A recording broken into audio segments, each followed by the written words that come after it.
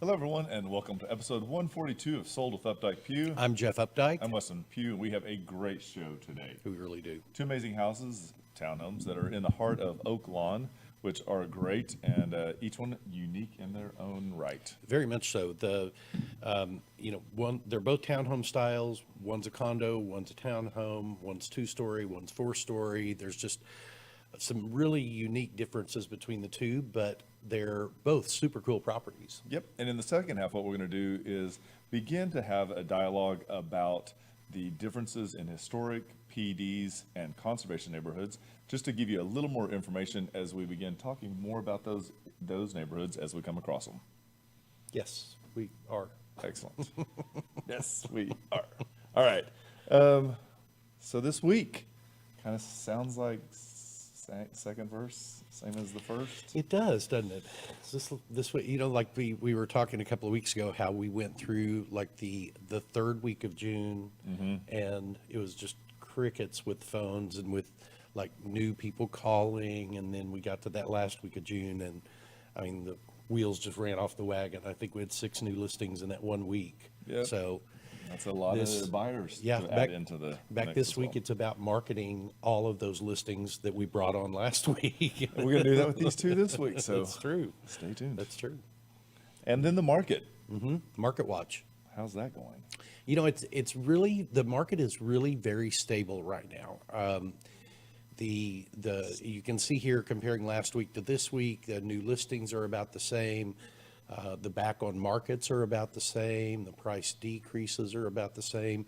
There's really not anything that, we're seeing shift dramatically, I don't think. One of the things that we did look at were the decreases, and the decrease number is a little bit higher, and the week before that was even a little bit higher.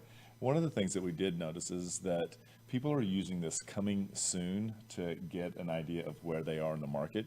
And I found it interesting that some of the price reductions in there were actually not even on the market. They were reducing it in the coming soon status. And if you stretch it out just a little bit further, they were reducing prices up after 2 days only on the market, which, It's a market that you know instantly how well you're priced. This is true. And there are great things about every market, and this market, as you said, is stable. But it's also very, very loud when it speaks. So if you listen carefully, you know what it's saying. You do, and you need to respond.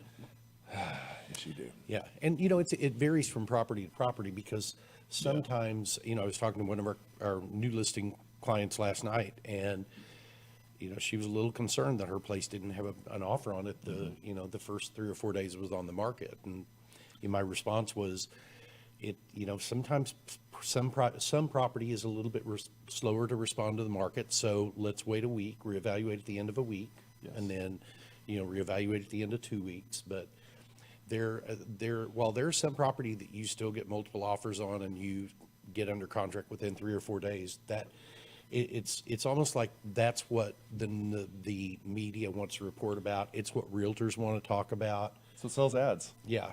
It is. 80% of the market does not respond that way. But so that being said, it's a great house. But the other thing too, though, is that when you told her it took the other house in her complex like 5 days and got multiple offers. And so it's just, how's it getting spun out in the news? I think that's what we have to take. And I always love to refer back to, I think, what was Fair's first name? David Fair? David Fair, when I first got in the business, made a comment at one of the East Dallas MLS meetings, and he talked about real estate, and he made a very clear point. He said, real estate is like the weather. It could be raining on your side of town, but shining and sunny on mine. And we feel like that's the way markets can flow. There are macro and micro markets inside of every real estate area. So if that is something that you're interested in about your neighborhood, let us know, and we'll be able to pull information for you and share that with you. So it's not rather guessing or wondering what it went for. We'll be able to tell you. Yeah. So let's jump into our properties. I love it. So this week we're great properties, as we said. They are going to be in the heart of Oaklawn. And the first one is going to be 3536 Mile Street. And this is a great little neighborhood that was built right off of Lemon Avenue. There is a huge David Weekley development that has gone on behind this that has really had a very positive impact on the neighborhood. This is one of the communities that was built in 2005, and it was when many builders were just taking chances on these little kind of off areas. But the people that bought here in 2005 or maybe the second iteration of buyers in 2010, Right. they've done really, really well. And it is a great little area. It is walkable with a lot of things to do around, close by. Commuting is really great as well. This Lemon is one of the main streets there in Dallas that can actually get you both to the toll road and all the way to 75. And you can get into the heart of Uptown really quickly from here. It's a short hop and a drive on an Uber for sure. It is, and this is, like you said, a little bit of a walkable neighborhood. It's not huge walkability, but some. Yeah, and the great thing about this neighborhood, as you see here, it's a gated community. And so many of the homes in Uptown Oaklawn are not in gated communities, especially at this price point. Yeah, and these are stucco exterior construction. They've got a little bit of decorative stone at the bottom. You can see the wrought iron railing that they've done is really kind of a nice addition to it. All, because these were built in 2005, they've got all modern double pane windows in them, highly energy efficient. This one's got a really great private outdoor space, so if you've got pets or cats or whatever, it's a wonderful place for them. And the homeowner did a great job of going ahead and taking that parking lot and giving it a little bit of covering and lighting so that it can be used in the evenings and also if it rains. So it's a great space. Again, it's off one of the bedrooms that we're going to pivot into. And as you can see here, coming in from the front door, easy space, hardwood floors start at the front door, stairs then pivot up. One of the great things that we love about this unit is that downstairs is where bedrooms 2 and bedrooms 3 are, because the master is going to be on the second floor. And this is the bedroom that has the opening out to the patio. It's still a really good sized bedroom, big floor to ceiling, almost ceiling windows in this, but lots of really great natural light. And one of the things you're also going to get is walk-in closets with each one of these. The ceilings are, again, right height. I believe they're 8 recessed cans, ceiling fans as well, block and wired, which is great. You can see there you also have a keypad for the remote, which is really great being downstairs. One of the things that's nice about that bedroom is that it has double French doors, so if you wanted to treat it as an office, it's not like being shut off in a bedroom. And this is the downstairs bath that is shared between those 2 bedrooms. The 12 by 12 tile, standard size tub in it. This is the secondary bedroom. It's a little bit smaller than the first one, but still a great size with a big walk-in closet. And I love windows, so this is great that this one actually has 2 windows. And the way that it's situated could be on this wall, or you could pivot it and put it right between the 2 windows and make it for a very symmetrical room. Light and bright wall color as well, white ceilings, all these things begin to make a really cohesive, easy place for a buyer to imagine themselves moving into. And as you come up the stairs, you again have hardwood floors on this level. You've got those openings that really allow that light in across the stairwell up into the dining area. And they used a 36-inch table here. I think there's ample room here to use either a rectangular table or even a little bit bigger round table if you'd like. Now, this is a great example of what it's like to live with almost an entire wall of glass. It's great for that natural light that makes a space feel light and airy, and it is only enhanced because of the height of the ceilings. As you can see here, they pitch. And I'm going to say that they're going to pitch between a 15 and a 17-foot ceiling. You do have a gas fireplace there, but it's not so much that you don't have a different location for the TV. And this is one of those floor plans that the kitchen opens to a bar where you've got bar seating and then opens up to the living area. Great for entertaining. I can just see all of your food being served right there on that bar, having people be able to come by and fill their plates and walk over to sit down and enjoy a conversation. And one of the great things about the color palette here that they've selected is that because this is an open kitchen, it all begins to work together. Whether it's the grays in the countertops, the subway tile in the back splash, it all kind of works together. So there's not something that jumps out or makes it difficult. This also does have a little patio that steps out, and I don't think we have it photoed here, but there's also a little space that they have a little like piano in that would be great for a little office on the second floor as well. It really would.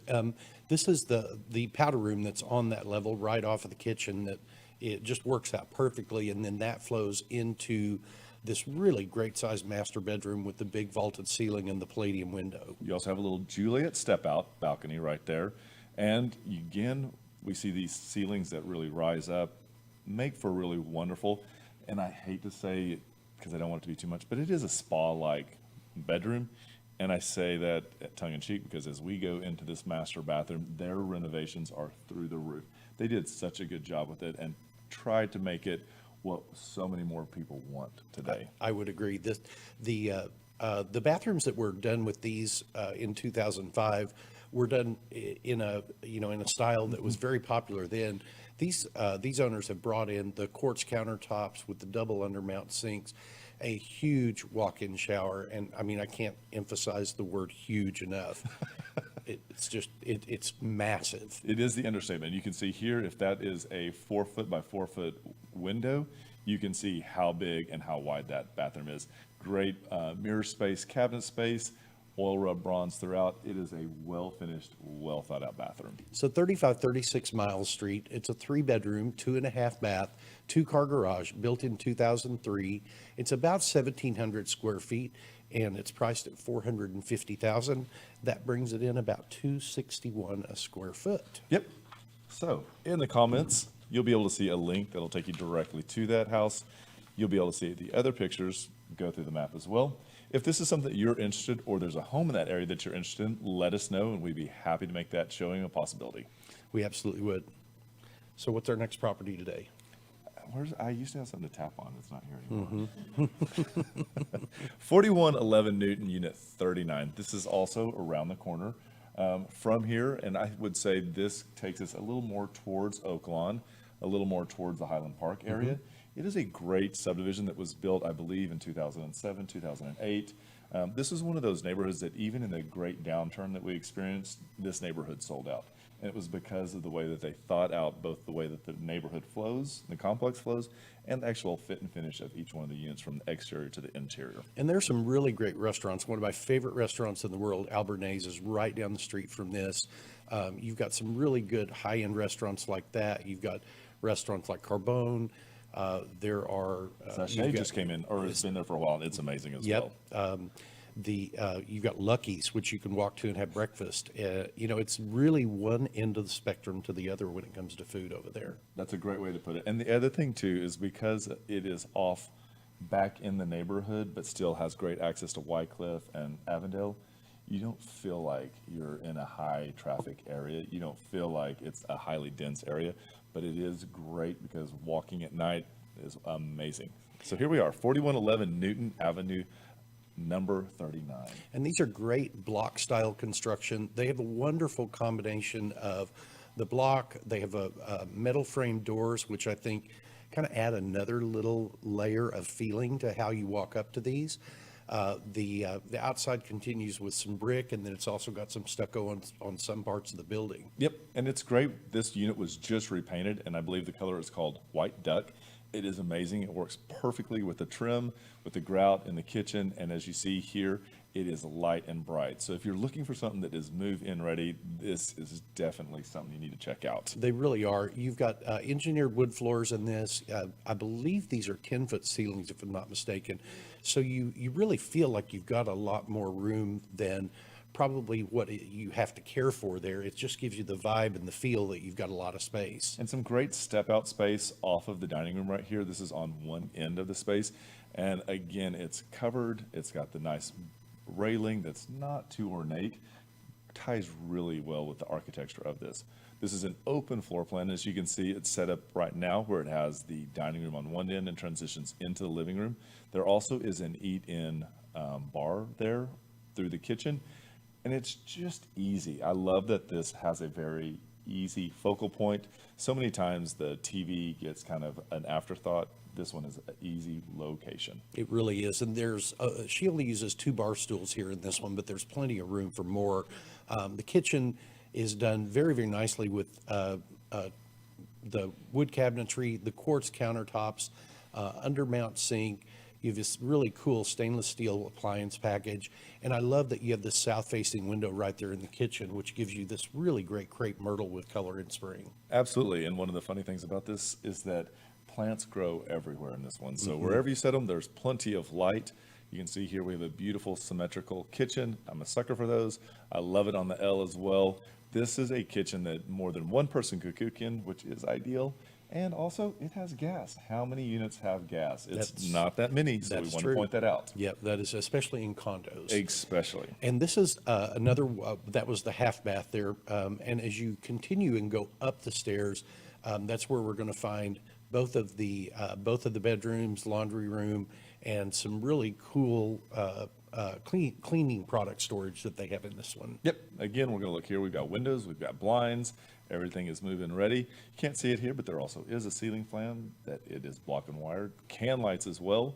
This is the full bath upstairs. And again, clean, easy, and ready. This is what we're looking for when we come into many of these units. They just don't get too crazy on them. Mm-hmm. And this is the master bedroom, and that is a king-size bed. So you really have quite a bit of space in this bedroom. You got the really great south-facing windows there, so you get a lot of really good natural morning light coming in.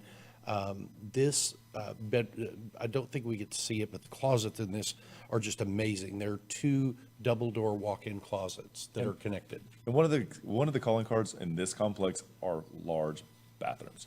So you can see here we have tons of countertop space, cabinets, storage, and then if it was on the other side, we'd see that it has a large jetted tub, or a soaking tub, and then a walk-in shower as well. And it's one of the easy configurations where it's not a lot of space, not a lot of waste, and then a really great walk-in closet, as Jeff was saying, and up the stairs. Yes, and this is in the hallway between those 2 bedrooms. So behind that door is the full-size stack washer and dryer area. There's really great cleaning product storage right there at the base of the stairs. But when you come up, you've got this really cool space that they use as a workout space, but could be a great place for a home office. And as we learned over the 18 months, more space is better, and that's a great place. Up on the 4th floor, this is the rooftop balcony, and as we pivot around, you can see that it is decked. It is a really large space. I'm going to assume that it's close to a 17 by 20 up here, so there's more than enough room. And as you can see, it's a symmetrical pattern, easy, and there's really fun and interesting views of both downtown and of uptown. And this has really, I think, some of the better unobstructed views. You're not just going to be a seasonal view of downtown, but Right. you're actually going to have pretty much year-round. So this is 4111 Newton Avenue, number 39. It is a 2-bedroom, 2 full and 1/2 2-car garage, built in 2007. Just under 1,900 square feet, which comes in at $470,000, which is $260 a foot, almost even. So this is an amazing home. It really is, and it's a great value. This complex is one of those that just sells really, really well because it is a unique product over there. And I think that we forgot to point out, but this is an end unit that sits not on the street, but at the back, which is, again, one of those elements when you're looking at a complex. It is location, location, location. It really is. So if you have any interest in taking a look at this, or if you'd like to see more about it, just click on the link in the comments below. Reach out to us if you'd like to see it. We'd be happy to show it to you. And with that, we'll be right back. There are lots of ways to keep up with us. Visit and like our Facebook page to watch us live and get updates about future show topics. Also, visit our Instagram account where you can see the latest homes we have for sale. You can also check out our website at updikepugh.com, where you can create customized searches of active and sold homes that you may find of interest. If you'd like to know how much your home is worth, visit homeprice.fyi and you can get a price instantly. Just enter your address and a couple of other pieces of information, and we will email you a price. If you are on the go and podcasts are better for you, our second segments are available on iTunes and Spotify. Last of all, you can reach out to us by phone or text at 214-377-2223.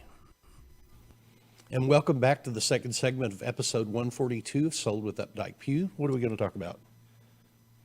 This is going to be the very first of a lot of segments, I think, that will begin to filter in over the next 6 months. But this one is going to be the groundwork for that. And this is going to be talking about PDs, historics, conservations, and overlays, oh my, to kind of give people an idea, because these, like HOAs, are something that you're buying into, should be made aware of, and is going to dictate a little bit, if not a lot, of what you can and can't do with your home. So it's wise to know what they are. Yeah, there are really 4 levels of this, just like Yes. you were talking about. There's PDs, which is short for planned development, and they can implement planned developments either in the very beginning of a neighborhood. They can also implement them as something that's not as restrictive as a neighborhood overlay, Correct. but that can help define where commercial space is, and in a broader perspective, how that land all needs to be used. And typically a PD has a number that is associated with it, and in the city of Dallas, they're numbered. So PD1 is the very first one when Dallas was formed, all the way to, I think, what is Oaklawn? PD1? I think it's there's PD 39 or 139. I think you're right. There Yeah. you go. 139. PDs typically don't affect most individuals. I would only happen to know that I had a condo in PD 15, and it became very apparent that I needed to know more about a PD when I had issues with that. But typically a PD is not something that most homeowners are thinking about or influence. It's probably, of the ones we're going to discuss, the least likely to have any influence on them. That's true. And I wanted to point out, these are that people sometimes use PDs and then they talk about PIDs, and those are completely different. PIDs are public improvement districts, which Not to be confused. is not to be confused. They are a completely different animal than the planned development that we're talking about. So if we kind of if we take and go into what would be the next layer that homeowners might experience, is that conservation? Is it historic? Which one is the next one? The next is the neighborhood overlay. Okay. And that one becomes a little more restrictive. It is still on the lower end of restrictiveness, but the neighborhood overlays became very popular back in the early 2000s here, because there was a lot of change that was going on in neighborhoods, and some neighborhoods where there were a lot of longtime residents really wanted to slow all that development down and be able to retain more of the character and the charm for that neighborhood. And so there were some neighborhood overlays that were put into place, but they virtually stopped for the last 15 years, and now they've kind of started back up again. They have. And some of the things that you see actually in these overlays, the regulations can include front yard setbacks, side yard setbacks, size of the garage, and height. All of these things can either be used to impede construction or slow it down even, and just kind of retain the original concept of a neighborhood.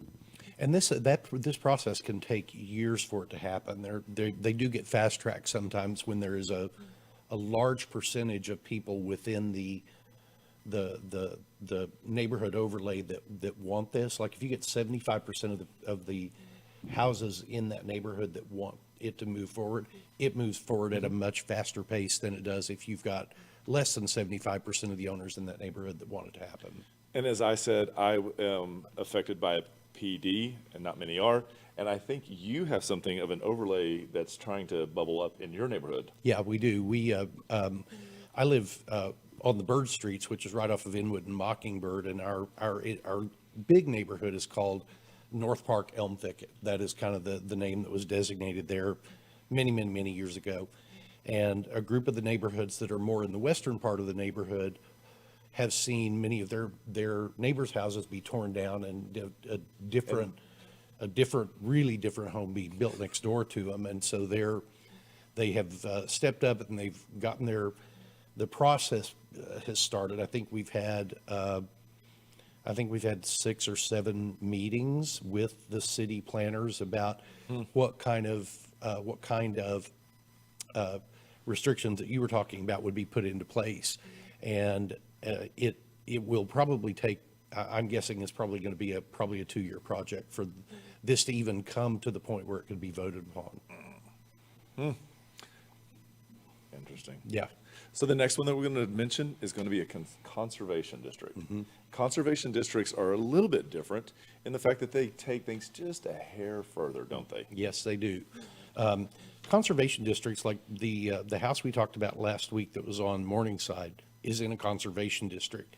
And conservation districts really want to not only retain the character of the neighborhood, but they want to put in place when properties are being rebuilt, not just the setbacks and the lot coverage and those types of things, but they want to also control more of the architectural styles. The characteristics. The characteristics. Yep, that is one of the big things, and we see a lot of these neighborhoods where we have lots of Tudors, or we have the California bungalows, and those really begin to more affected. And they're not saying that houses that haven't been maintained can't be taken down, but they're saying what comes back needs to have the same setback, the same roof of the angle, the same material, and so that is one of the bigger changes that we see.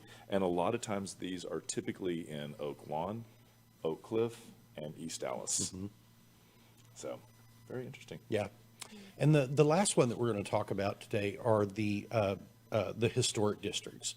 And the city of Dallas has 21 different historic districts already designated across the city. And these are not to be confused with historic landmarks, because there are also buildings, and not just buildings, but like the 1400 to the 1900 block of Kidd Springs Boulevard is designated as a historically designated landmark. So it's not, a landmark doesn't just have to be like one thing, but those 5 blocks are designated historic because of the architecture that was used, the style of building that was used, and that type of thing. And a lot of times the historic districts want the material to be the same. They want the colors to be the same from the era. Nothing gets changed on these, and it becomes a lot more of a constraint that you have. And in fact, you actually, if you're looking to make changes, you have to petition, you have to bring your information to the city for the changes. There's also a neighborhood association attached to these historic districts, and then the Texas Land Council Landmark Commission is also going to weigh in on this. So this is an element that can take a long time and affect your budget if you're trying to make changes on a home that is inside of one of these historic districts. Yeah, and this is, this is probably the most restrictive. If you are someone who is really heavily into the history of neighborhoods and the history of a style of building, these are incredibly important to you. And the energy behind many of these historic neighborhoods is really great, because you don't buy into one of these not knowing what you're buying into, because most of the time you're paying a little bit of a premium to be buying in a historic district. And there's also an addendum that goes with the contract that you're signing, being notified of what you have bought into. So it's not like a oops, oh, gotcha kind of a situation. Yeah. Yeah, very much so. There's really great information online as well. I believe if you Google Dallas City Hall has information for you, and then also Preservation Dallas. Yes. Lots of great information for those areas. Yes, Preservation Dallas is a great organization. They actually offer historic home specialist designations, a lot of a really great organization to belong to, because they offer a lot of history and information and resources and events that you can join to be with like-minded people that really do value the history of the city of Dallas and the style that we were developed with in the late 1800s. And it's very interesting. They usually have a spring tour, and to kick off that spring tour, they bring in a panel that will give it a talk. I went and heard them talk about an area close to you, Greenway Parks, and it was really interesting to hear the history based on why that was. And then usually they have about 15 homes on tour that are all special, but have somehow met the criteria. And it's a really great way to, if you're an advocate for this, it's fun to see the way these homes live today versus how they were originally built. Yeah, I agree.